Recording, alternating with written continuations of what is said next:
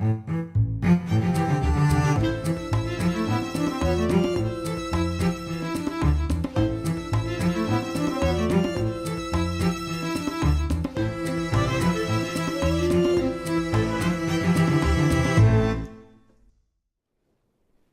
I'm Micah Halpern. Thank you for joining me today as I do some thinking out loud. Our first segment is called Background Briefing. The first thing I've been thinking about is how Iran is reacting and responding. Their responses are very telling. We need to pay close attention to their responses. Recently, Iran launched between 4 and 6 missiles into Syria. The missiles traveled a distance of 700 kilometers, which is 435 miles. This should worry everyone in the region and every nation with a stake in the region. That includes you and me and the United States and the entire world. Iran's missile launch was a response to the 2 simultaneous terror attacks that rocked, literally and figuratively, Tehran the week before, striking both the mausoleum of the founder of the Islamic Republic of Iran, the Ayatollah Khomeini, and the Iranian parliament, murdering 17 people and wounding over 50 more. It was a terrifying wake-up call for Tehran. Sunni ISIS, operating out of their bases in Syria, successfully struck the very heart of the Shiite country of Iran. Iran had no choice but to retaliate. This attack necessitated a counter-response directed at the epicenter of ISIS. Iran needed to make a very big statement, and they did. While the thunderous message was directed at ISIS in Syria, Iran's response was also a message to everyone within earshot. We now have irrefutable, undeniable evidence that Iran can hit her enemies. She can hit her Sunni enemies with ease, especially their all-important and economically sustaining oil fields. And if Iran can do that, she can also hit Israel's Golan Heights. Israel is in range of Iran's missile capabilities. We know that Iran has the Shabab-3 missile, which has a range of 1,400 kilometers, which is 870 miles. We also know that they have other rockets with a range of 2,000 kilometers, which is 1,245 miles. Iran has not been shy in their talking about their targeting of ISIS sites in Syria. They're not disputing intelligence sources suggesting that only a few missiles actually hit their targets. In fact, while they're calling the strike successful, they admit that it was a limited success. They have explained that their missiles were launched from Iran and then flew over the entirety of Iraq before landing on the ISIS targets in Syria. Honesty and transparency are not often associated with Iran, so, of course, Iran has an agenda in releasing information about these and the details about this attack. Iran's foreign ministry has given us an entree into their agenda. According to the advisor to the Iranian foreign minister, aka the mouthpiece of the Iranian regime, quote, "The presence of Americans in the region is illegal. The U.S. should leave Syria sooner or later," unquote. In true Iranian form, he continued by saying and explaining that, quote, "The Saudis and the Americans are the main recipients of this message," unquote. And just in case we didn't get the full message, he pointed out that despite the attack targeting militant groups who Iran blames for the Tehran attacks, Israel is the main enemy. And now Israel has to worry about its actions, he said. He further explained that Israel must understand that Iran can and actually will hit Israel. He said the following, quote, "I think Israel understood rockets' message well." He added, "We are targeting terrorists only, and the countries that support them must know what it means when we use these missiles," unquote. This attack was not just a warning, it was also a test. Iranian leadership was testing a theory. Could they launch ballistic missiles hundreds of miles with an explosive warhead, carrying hundreds of pounds of explosives, and hit their target? The answer, the scary answer is, they can. In this case, the explosion and the distance was more important than the precision and the accuracy. Iran will prove their accuracy. More than they blame ISIS, Iran blames Saudi Arabia, the United States, for the attacks against them. And now Iran has operational capability to strike at Saudi Arabia, at U.S. military bases in the region, and of course Israel, the proxy of the United States. They know that we know that they know that. There has been a lot of chatter in the analytical world, specializing specifically in risk prediction, that Iran might and is plotting a retaliatory strike against Saudi oil fields, and that could have a huge impact on oil prices. So just to recap, ISIS strikes at Iran, Iran strikes back at ISIS, Iran strikes ISIS in Syria, Iran blames Saudi Arabia, Iran blames the United States, and in the end, the blame all falls on Israel. Moving on to the topic of ISIS and the battle against ISIS. On June 21st, 2017, ISIS destroyed the Great Mosque of Mosul. The renowned mosque dated back to the 12th century and the time of Salah ad-Din. Tradition says that the mosque was built between the years 1172 and 1173, after Nur ad-Din took control of the city of Mosul. It's ironic. Even though it was ISIS that destroyed the mosque held great positive historical significance for ISIS. This is the very place where, on July 4th, 2014, Abu Bakr al-Baghdadi declared himself the leader of the caliphate and transformed ISIS into the Islamic State. So why did they do it? Why did they destroy the great mosque of Mosul? Understanding the rationale behind this act of historical and religious destruction is an essential part of understanding what motivates ISIS and directs their decisions, tactics, and strategies. The Great Mosque of Mosul is officially called Jami an-Nouri, named after Nur ad-Din, who was the founder of the city. Atop the mosque sits a famous minaret, which has been nicknamed Hadba, which translates to mean hunchback in Arabic. The minaret received its name because of its crooked nature. Think of it as the Muslim Arab version of the Leaning Tower of Pisa. Actually, that's what it's sometimes called. The reason the minaret leans is somewhat unclear. Logically speaking, it's probably the result of thermal expansion. Sun and heat probably cause the bricks to get bigger and lose their shape. The elements cause the tower to tilt almost 10 feet. In 1981, an Italian firm tried to protect the structure from bending. The irony here should not be lost. But when it comes to the Great Mosque of Mosul, tradition and superstition overtakes logic. According to some believers, Muhammad flew by the mosque, and as a result, the tower bent. Christians say the tower bends towards the tomb of Mary. The minaret stood 45 meters, which is 148 feet high. That's enormous for the region. Its image adorns monetary notes and postal stamps throughout the entire Islamic world. And now it's gone, destroyed. It survived 850 years, only to be destroyed by ISIS in what at first glance appears to be a vindictive whim. But it's more than a whim. ISIS destroyed the mosque and the minaret because it needed to destroy them. The Great Mosque of Mosul was a significant part of the culture of Islam. If we were to create a hierarchy of the significant historical religious sites, Mecca would be number one, then Medina.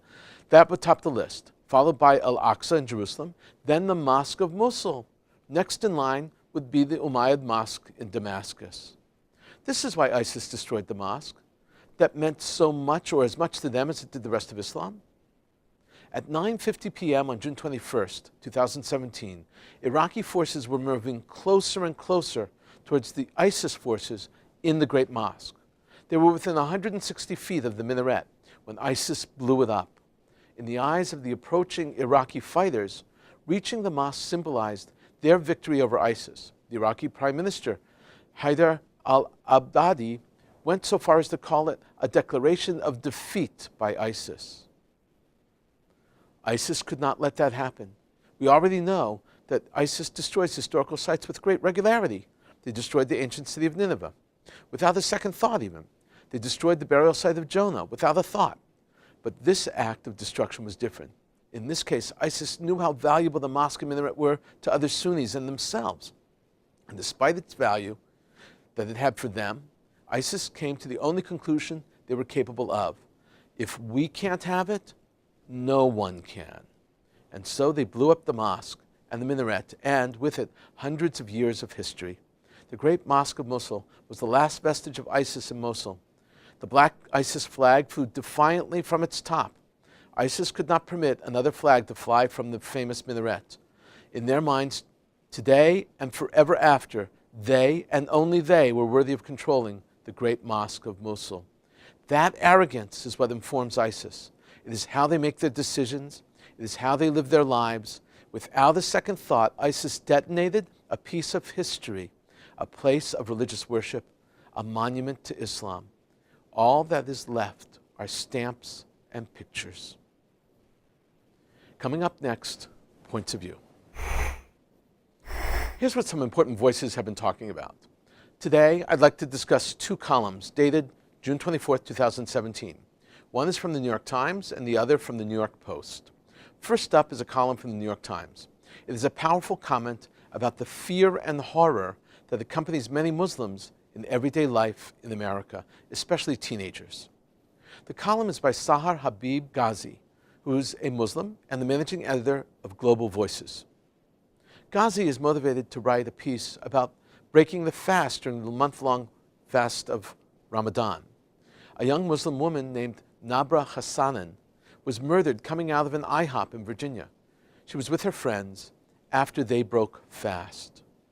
The piece online was entitled Nabra Hassanin and the Lost Innocence of Ramadan IHOP Nights by Sahar Habib Ghazi and was published on June 24, 2017. In print, it was published on Sunday, June 25th, and entitled Pancakes in a World of Hate. Personally, I prefer the print title. This is how Ghazi begins. I can't recall a Ramadan in America during my teens and 20s when I didn't meet my Muslim friends at IHOP at 3 a.m. In the wee hours of the morning, over pancakes, eggs, and steak, we get together for suhoor, the meal Muslims share before fasting during the holy month. It's an all-American Ramadan ritual. I've had suhoor at an IHOP in every United States city I've lived in New York, Washington, Ann Arbor, Michigan, and in the Bay Area. Now Ghazi shows that kids went out and enjoyed each other's company after a long day of fasting. But this year, in Sterling, Virginia, something went wrong. For many Muslim American teenagers from all backgrounds, those late-night suhoor trips are a rite of passage, often the occasion for their first unsupervised late night out with friends. I don't know whether that was the case for anyone in the group of teenagers, including 17-year-old Nabra Hassanin in Sterling, Virginia, who were attacked early last Sunday on their way back from an IHOP suhoor trip by a 22-year-old man the police said was motivated by road rage. She was murdered. The police caught the murderer. Ghazi concludes by describing just how precarious the lives of these young Muslims are in the United States. Police say their investigation in no way indicates the victim was targeted because of her race or religion. But whether her killer's actions are officially characterized as road rage or ever described as a hate crime won't change the fact that Muslim spaces, the religious ones and the ones we've created, are increasingly under attack. And visibly, Muslim women, especially Muslim women of color, are the most vulnerable.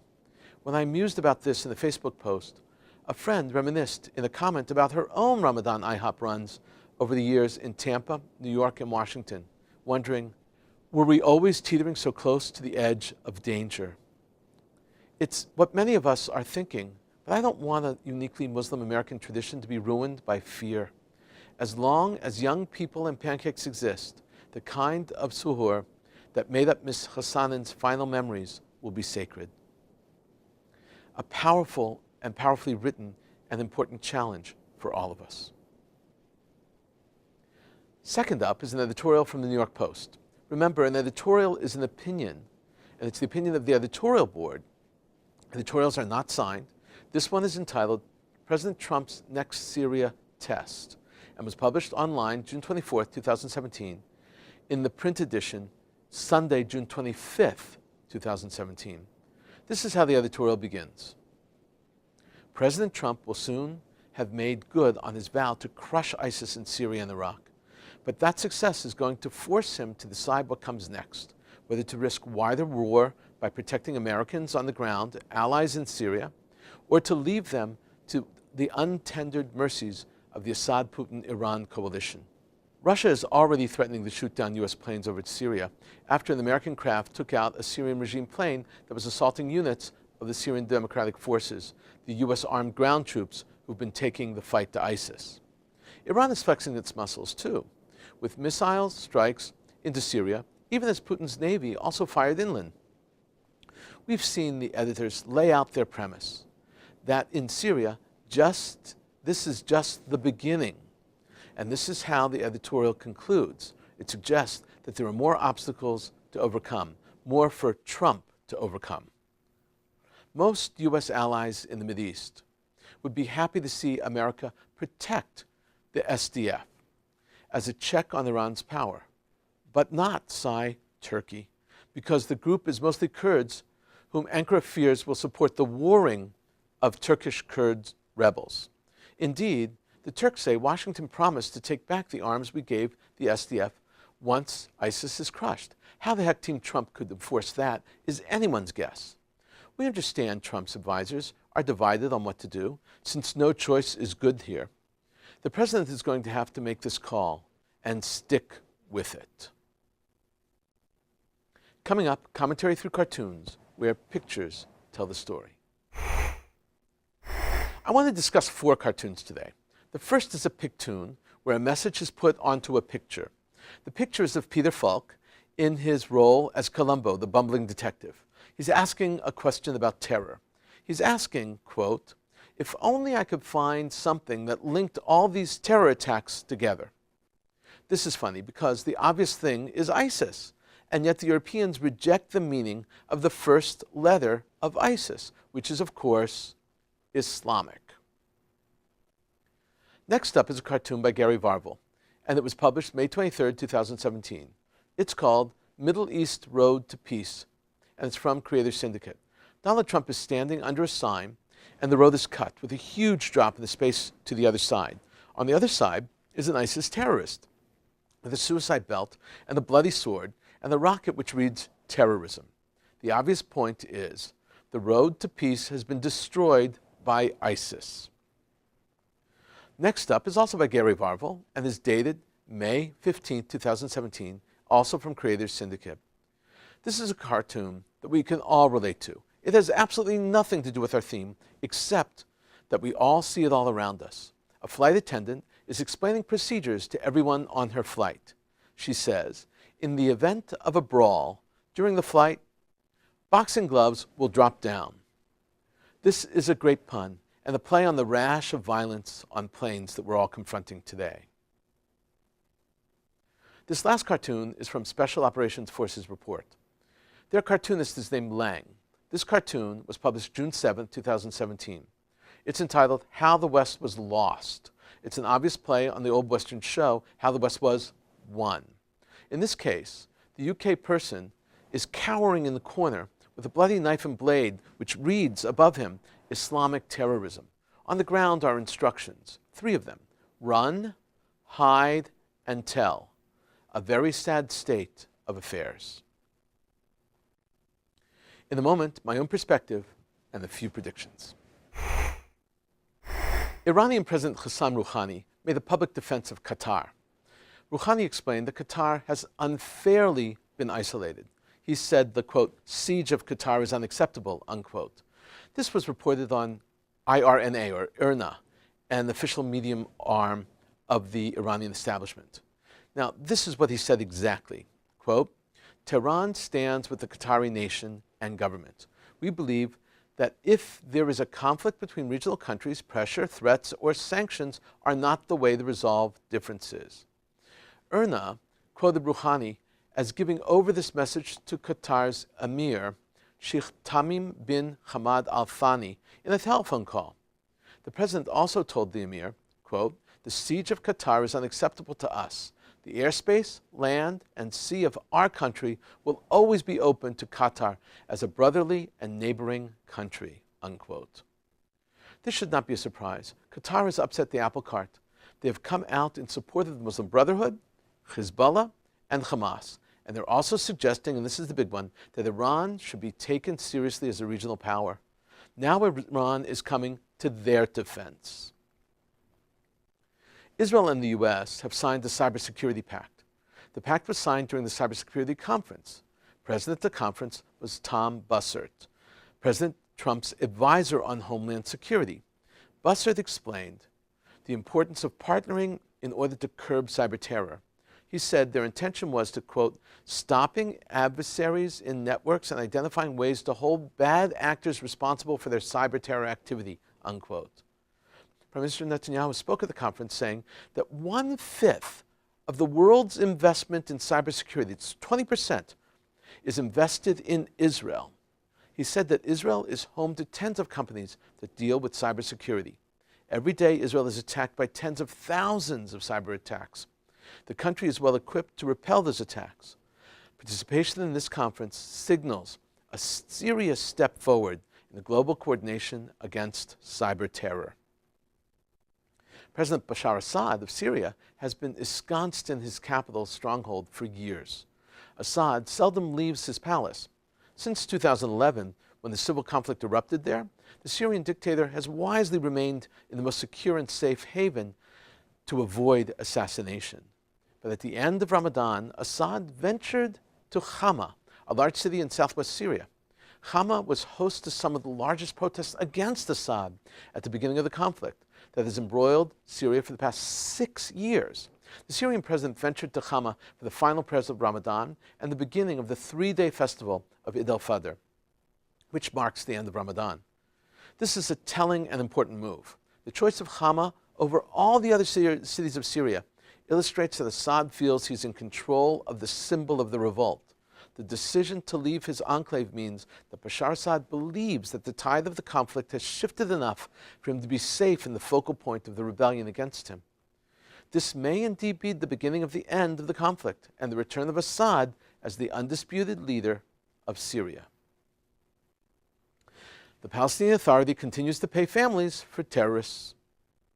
They pay more to the families of those who killed in the act of terror than those in prison. But everyone gets paid. This is a major bone of contention for the United States. President Trump has told the PA to put a stop to the payments, and the bosses said that they had stopped. But they really haven't. Now spokespeople of the PA are claiming that they cannot stop. Nabil Shat, the official spokesperson of the PA, and President Abbas said that Palestinians have a social responsibility to pay the families of prisoners in Israeli jails because they are political prisoners, and that the payouts are the PA's way of, quote, looking after innocent people affected by the incarceration or killing of their loved ones as a result of the military occupation, unquote. We have reached an impasse. According to the Palestinian logic, the PA must pay terrorists, and the terror is to be blamed on Israel. The rest of us know that that is ridiculous. It's Israel's fault that the Palestinians blow themselves up. It's Israel's fault that they try to blow up, stab, ram, or run into Israelis. Come on now. There's no excuse for murder. It seems clear that the PA is excusing and justifying their payments to terrorists by justifying mass murder of innocent Israelis. Israel is gearing up now for a new conflict with Hezbollah in Lebanon. We've already heard that Israel will now be able to accomplish in only 2 days what they accomplished in 34 days during the last conflict with Hezbollah. Israeli generals are saying that they have great surprises for Hezbollah. Israel's IDF Chief of Staff, Gadi Eisenkot, said that in the event of a conflict, Israel will need to evacuate hundreds of thousands of civilians. This is what he said, quote, the moment we know the enemy goes into urban terrain, it becomes a matter of morals and values. There are hundreds of thousands in the civilian population. We need to evacuate them. We will have to do it as quickly as possible. We need to preserve the legitimacy while fighting, unquote. Each time an Israeli IDF general talks about this conflict, I'm struck by two things: improved Israeli technology and the conviction that evacuating innocents in order to avoid as much collateral damage as possible holds a priority position in Israel's plan. Israel already has the evacuation plan in place. It is a practical plan based on moral conviction that civilians not become collateral damage in the conflict with Hezbollah. We've been thinking out loud about a lot today. Now that you know what I've been thinking, let me know what you're thinking. Email me at micah@jbstv.org. Tweet me at Micah Halpern. Tell me what you think. Before we end, let me leave you with one piquante piece of information. Did you know that Maimonides has a set of laws of wars in his Mishnah Torah? The Rambam, as he's called, describes the proper way to conduct a war, the Jewish way of war. Rambam is an acronym composed of the first letter of his names, Rabbi Moshe ben Maimon. The Rambam dies in 1204. In his chapters on the laws of kings, which is the last section of his Mishnah Torah, the Rambam explains the proper way for Jews to go to battle. What is fascinating is that to this day his laws form the laws of morality of the war in Israel. They are a foundation point for proper behavior in battle, and of course that includes the notion that innocents should not be hurt, that you give civilians a chance to leave in advance. Even trees and the environment should be protected, that there is a purity of arms where arms are used to defend and not simply murder. The Rambam also clearly differentiates between obligatory wars and optional wars. Thank you for thinking out loud with me, Micah Halpern. Let's think out loud again next week on JBS.